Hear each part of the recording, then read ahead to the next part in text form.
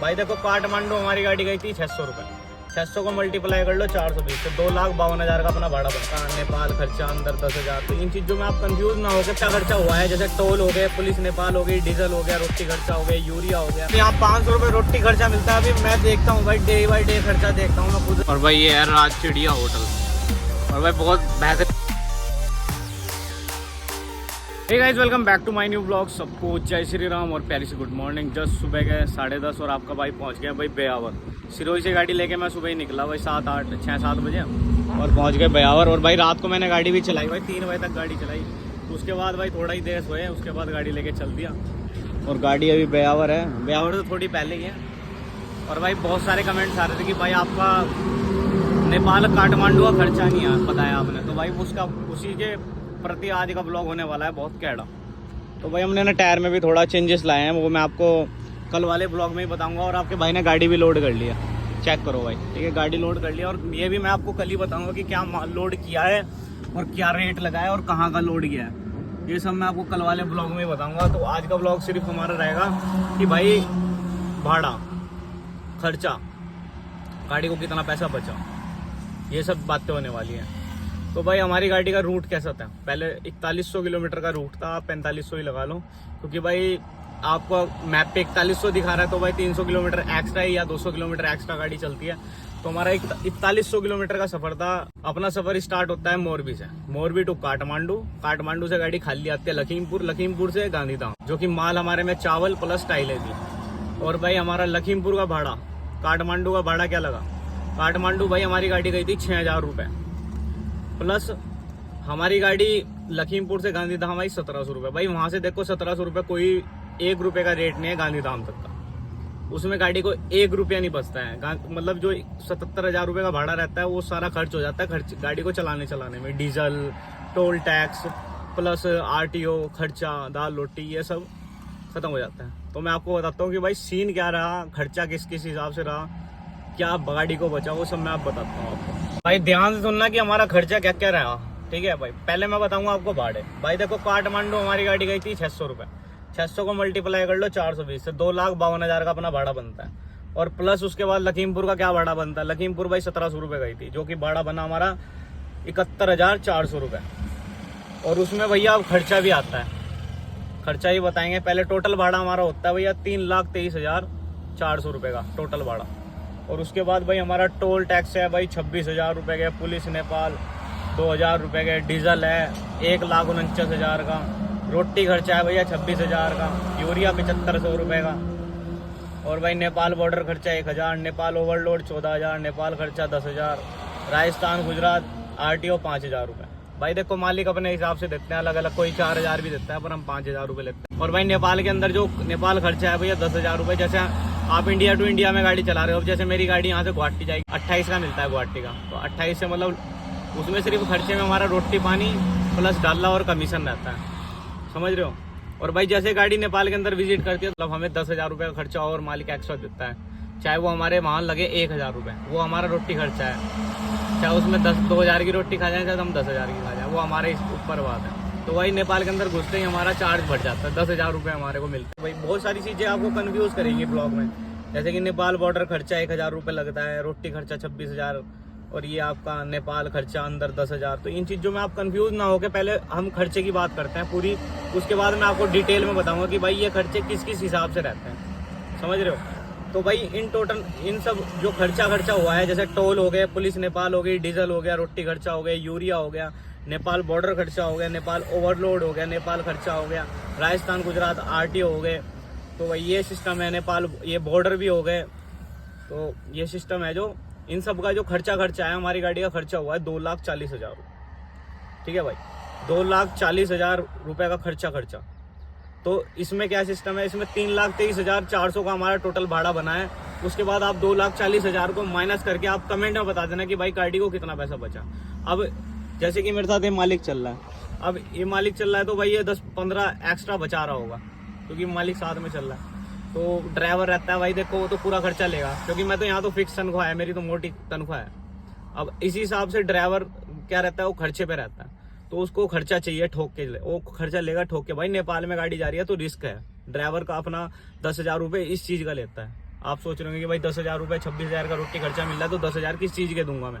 तो भाई वो उसके रिस्क की बात है, वो अपना, क्योंकि भाई वो अपने हाथ से ले जा रहा है, वो देना पड़ेगा भाई। क्योंकि भाई हम गाड़ी चलाते थे नेपाल में तो वो 10,000 रुपये हमें मिलते थे। अब चाहे हम उस खर्चे में नेपाल के 10,000 रुपये के रोटी खर्चा मिलता था, हम चाहे उसे उड़ाएं, उसमें ना नेपाल भी 10,000 मिलता है, उसमें पुलिस भी मिलती थी हमें, समझ रहे हो ना, पुलिस। अब वो चाहे हम पैसे बचाएं चाहे उड़ाएं, तो वो सिस्टम अपने ऊपर बात है। तो भाई उसके भी हिसाब से आप मेरे को कमेंट करके बताना कि गाड़ी को कितना पैसा बचा है। तो ये सिस्टम है। और भाई इसमें कंफ्यूज करने वाली बात ज़्यादा से ज़्यादा बस एक ही लगी थी कि भाई 26,000 रुपये रोटी खर्चा। तो भाई रोटी खर्चे में अपने क्या क्या आता है, डाला, कमीशन और अपना रोटी खर्चा। भाई इनमें डाला लगता ही बहुत महंगा है, 2,000 रुपये 1,500 रुपये डाला लगता है। पर उसमें भी हमारे पे ड्राइवर पे एक फैसिलिटी आती है, क्योंकि 1,000 से ऊपर का डाला जितना होगा वो सब मालिक देगा। जैसे 500 रुपये एक्स्ट्रा लगते हैं 1,000 रुपये से, वो सब मालिक देंगे। 1,000 रुपये तक हमारा है, 1,200 भी कभी कभी हम मान लेते हैं, पर उससे अबव जितना लगता है वो सब मालिक देता है। तो भाई इस हिसाब से ड्राइवर की कमाई होती है। खर्चे के ऊपर बात रहती है, फिक्स खर्चे मिलते हैं। और भाई किसी का खुला खर्चा रहता है, जैसे कि भाई वो डेली रोटी खा रहा है तो उसको 500 रुपये 600 रुपये रोटी खर्चा मिलता है। पर जिसके ड्राइवर का अपना अपना हिसाब है। जैसे राजस्थान की गाड़ियों का अलग हिसाब है, मुजफ्फरनगर की गाड़ियों का अलग हिसाब है, तो सब सिस्टम की बात है। तो भाई ऐसी है आपके हिसाब से। जैसे गाड़ी को अगर 90,000 बचे हैं, गाड़ी को अगर 90,000 बचते हैं तो समझ लो कि इसको 1 लाख बचे हैं, या 1,15,000 बचे हैं, 1,10,000 बचे हैं। अब जैसे कि ड्राइवर चला रहा है तो भाई 15,000 10,000 कम बचेंगे बचेंगे, क्योंकि भाई ये सिस्टम है। तो भाई हम तो तनख्वाह पे है ना, तो वो सिस्टम है। तो भाई ये खर्चा है, एक बार आप चेक कर लेना। बाकी ये देख लो, मैं आपको दिखा रहा हूँ, ये सब चेक कर लेना। तो भाई नेपाल का हमारा खर्चा रहता है। और चलते हैं वो गाड़ी लेके, और भी इसमें थोड़ी डिटेल में आपको समझाऊंगा मैं क्या क्या सिस्टम रहने वाला है। पहले बयावर से निकलते हैं गाड़ी लेके। भाई निकल गया है बयावर से, और भाई किशनगढ़ अभी 71 किलोमीटर है यहाँ से। और भाई मैंने आपको पूरा खर्चा बताया एकदम डिटेल में। तो भाई बहुत सारे ड्राइवर्स रहते हैं कि भाई हमारे पे पिकअप भी गाड़ी है, हमारे को बताओ कुछ सॉल्यूशन बताओ। तो भाई पहले आप मेरा सॉल्यूशन करो कि भाई देखो, वैसे मेरे हिसाब से मुझको लगता है कि भाई मैं अब 2 दिन बाद ही, मतलब 1 दिन छोड़ के अपना ब्लॉग डालूँ, महीने के 15 ब्लॉग आएंगे अब। तो ये सिस्टम बना के सोच रहा हूँ मैं। बाकी आप कमेंट करना कि भाई आपको 200 कमेंट्स कम से कम होने चाहिए इस ब्लॉग पे। डेली ब्लॉग डालूँ कि भाई 1 दिन छोड़ के ब्लॉग डालना चाहिए। जो भी आपको लगता है कमेंट कर देना। और भाई ये जो मैं माल भरा है, ये माल का मैं बताऊँगा कि कहाँ का भरा है और क्या सिस्टम होने वाला है इसमें, और कहाँ कितना बढ़ा है, ये मैं बताऊँगा कल वाले ब्लॉग में आपको। और भाई ये खर्चे की बात बता रहा था मैं आपको, भाई खर्चे कैसे डिटेल में बताया था, पूरी बात डिटेल में बताई मैंने आपको। जैसे कि भाई मेरे को मालिक चल रहा है मेरे साथ, तो मैं आपको बता देता हूँ कि भाई हमारी गाड़ी को कितना बचा। हमारी गाड़ी को 1,10,000 1,15,000 इतना ही पैसा बचे हैं। पर भाई गाड़ी की टूट भी बहुत है, उधर गड्ढे ही गड्ढे हैं भाई। कम से कम वहाँ का भाड़ा 6,000 रुपये से हट के 8,000 रुपये 8100 8200 रुपये होना चाहिए भाई भाड़ा। कम से कम गाड़ी को 1,60,000 रुपये चाहिए, क्योंकि भाई 1 महीने का ही रूट मान लो, 1 महीने का ही रूट मान लो पूरा उसे। क्योंकि भाई अभी तो हमारी गाड़ी जाते ही पास हो गई नेपाल में, क्या पता 2-3 दिन खड़ी हो जाती, फिर 3 दिन का अंदर, 2 दिन का अंदर का सफ़र भी है, क्योंकि भाई चढ़ाइयाँ ही चढ़ाइयाँ है, पहाड़ी एरिया। तो भाई ये सिस्टम है। तो भाई बाकी आप बताना कि भाई कमेंट करके बताना कि भाई ब्लॉग में कितना पैसा बचा ड्राइवर के हिसाब से इतना पैसा भैया बचा है। तो ये सब आपको बताना है। और भाई अगर आपको इस खर्चे में और भी खुल के बात चाहिए होगी भाई, कि थोड़ा हमें और डिटेल में बताओ, ये टॉपिक हमें समझ में नहीं आया। जैसे कि मैंने आपको 26,000 का खर्चा बताया कि 26,000 के खर्चे में क्या क्या आता है। JNR मुजफ्फरनगर, तो मैंने बताया कि आपको 26,000 के खर्चे में अपना, सिर्फ ड्राइवर का 26,000 के खर्चे में डाला, कमीशन प्लस रोटी खर्चे के अलावा और कुछ नहीं आता है। अगर एक आधी पुलिस इंडिया में मिलती है 100-200 रुपये वाली, तो वो ड्राइवर अपने हैंडल कर लेता है। क्योंकि भाई ड्राइवर की मुजफ्फरनगर में जो तनख्वाह है वो 8 से 10,000 रुपये है। वो खर्चे में ही मोटा पैसा बचाता है, समझ रहे हो। 10,000 रुपये ड्राइवर की तनख्वाह है वहाँ। राजस्थान में ड्राइवर की तनख्वाह है 15 से 18,000 रुपये। उनको खर्चा नहीं मिलता है। यहाँ 500 रुपये रोटी खर्चा मिलता है। अभी मैं देखता हूँ भाई, डे बाई डे खर्चा देखता हूँ, मैं खुद रहता हूँ भाई। 300 रुपये 200 रुपये 250 रुपये तो रोटी खर्चा एक टाइम का है। और भाई 20 रुपये से कम की यहाँ चाय नहीं है। तो भाई यहाँ के ड्राइवर बहुत सोच समझ के काम करते हैं, क्योंकि यहाँ फिक्स वो खुला खर्चा है। हमारे तरह फिक्स खर्चे हैं, तो भाई हमें फैसिलिटी मिलती है। फिक्स खर्चे में यार एक होता है कि यार इंसान कोशिश करता है कि भाई 2 पैसे कम खर्चो और बचा ले।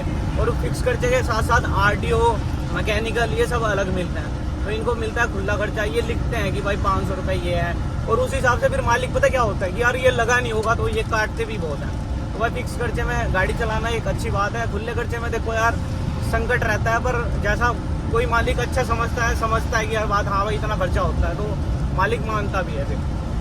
तो भाई सिस्टम है, सबके अलग अलग एरिए हैं, अलग अलग खर्चे हैं। तो इन सब चीज़ को देख के, और भाई बहुत सारे बोलते हैं कि भाई ट्रक बना दे, तो भाई अभी मैं किसी को ये नहीं बोलूँगा कि भाई अपना बिजनेस करने के लिए आप 15 से 20 लाख रुपए इस काम पे लगाओ, क्योंकि बहुत सारे वर्क हैं, बिजनेस है जो आप और भी काम कर सकते हो, मतलब समझ रहे हो ना, और भी काम कर सकते हो। बाकी अभी मैं मना करूँगा, क्योंकि भाई यार देखो हर चीज़ की टाइम है, क्योंकि भाई आजकल टायर जिस हिसाब से घिसते हैं भाई 40 टन की गाड़ी में, ये तो आपको पता ही होगा भाई। बहुत मेंटेनेंस अगर गाड़ी का निकल जाए, अगर गाड़ी को महीने में 3 लाख रुपए बचते हैं तो उसमें वो अपना मेंटेनेंस प्लस कागज प्लस टायर तो बहुत अच्छे से कवर कर लेगा। पर इस हिसाब से भाड़े ही नहीं है, पर मालिक सोच रहे किसी तरह मेरी गाड़ी भी फ्री हो जाए। बहुत डिसिप्लिन से काम कर रहे हैं, गाड़ी आराम से चल रही है, आराम से चलनी भी चाहिए। वो भाड़े बहुत डाउन है भाई, कम से कम नेपाल काठमांडू का भाड़ा 8100 रुपये चाहिए ही चाहिए। और इस भाड़े में मेरे हिसाब से मुझे लगता है कि भाई राजस्थान के मालिकों को अपनी गाड़ी भेजनी चाहिए इतनी ऊपर, क्योंकि भाई कहीं ऊपर जा रही है तो भाई बहुत सारे सिस्टम है। ऐसा नहीं है कि भैया बहुत सारी चीज़ें होती हैं भाई नेपाल में घुस के आपके साथ, तो भाई उन चीज़ों का हैंडल करने के लिए क्या लगता है पैसा। तो भाई पैसा जिस हिसाब से भाड़ा मिलेगा उस हिसाब से काम है, तो भाई ये सिस्टम है। तो भाई बाकी आप बताना कि भाड़े में कितना बचा ड्राइवर को, प्लस मालिक का मैंने आपको बता दिया, मालिक साथ में रहता तो इतना बचता है। बाकी आप ड्राइवर के हिसाब से बताना कमेंट करके कि इतना बचेगा, ठीक है भाई। तो भाई आज का सिस्टम ये है, और बाकी अभी देखते हैं कहाँ रुकते हैं, रोटी पानी खाएंगे अपना। बाकी मैं आपको कल वाले ब्लॉग में बताऊंगा भाई गाड़ी में क्या भर रखा है, क्या हिसाब किताब है, क्या भाड़ा है, क्या खर्चा लगता है भाई, वो सब मैं आपको कल वाले ब्लॉग में बताऊंगा। तो अभी कहीं देखते हैं, रोटी पानी खाते हैं। अभी तो चल ही रहे हैं, 1:30 बजे रोकूंगा गाड़ी सीधा। गर्मी भी बहुत तेज़ हो रही है भाई, अब तो गाड़ी भी थोड़ा हल्की बहुत चलानी पड़ेगी। और भाई ये है राज चिड़िया होटल, और भाई बहुत बेहतरीन डिश है भाई इस पे खाने की। मतलब इनके ना 2-3 ढाबे हैं, तो एक यहाँ है, एक पल्ली साइड है, उस साइड ये दूसरा खुला है इन्होंने। तो अब राशन पेला जाएगा भाई, कुछ नहीं खाया जैसे कि हमने। और भाई जो मैंने आपको खर्चा बताया ना एकदम रियल बताया भाई, बिल्कुल मजाक से हटके भाई, एकदम सिस्टम वाला खर्चा बताया। बाकी आप मेरे को बता सकते हो कमेंट्स में, अपनी राय भी दे सकते हो। या होटल चिड़िया में आ गए, वो होटल राज चिड़िया। देखो भाई लुक एट दिस प्लेस, गजब का प्लेस। ये आ गया आपके भाई का दाल मखनी, तंदूरी रोटी, सलाद, तगड़ा ही आइटम होने वाला है। जो पहले मूवी चलानी ज़रूरी है, बाद में खाना खाएंगे। तो ये हमारा स्टार्टअप है, सब जान जाओ।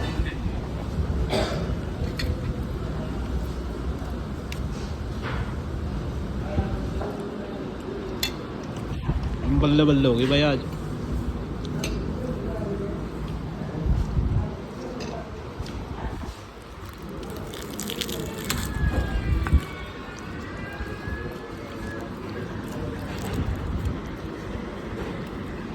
राजस्थान में खा के लगता है खाना खा रहे हैं। रोटी पानी खा के निकल गया आपका भाई, गाड़ी ले गया।